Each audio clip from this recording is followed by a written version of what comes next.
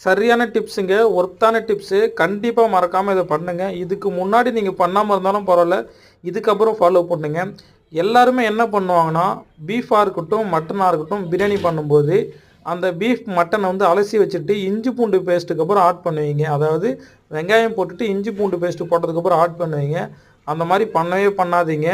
வெங்காயம் போட்டு, இஞ்சி பூண்டு பேஸ்ட்டு போட்டதுக்கப்புறம் நீங்க ஆட் பண்றதை விட, தயிரு, தக்காளி, மசாலா எல்லாம் போட்டுட்டு, அதுக்கப்புறமேட்டு நீங்க பீஃபா இருக்கட்டும், மட்டனா இருக்கட்டும் ஆட் பண்ணுங்க. அதே மாரி பீஃப், மட்டன் 2த்துலயுமே கொஞ்சம் கொழுப்பு இருக்கிற மாடா பார்த்துக்கங்க. கொழுப்பு இருக்கிற ஆடாவும் பார்த்துக்கங்க. பார்த்து போடுங்க. கண்டிப்பா உங்களுக்கு பிரியாணி நல்லா சுவையாவும் வரும்.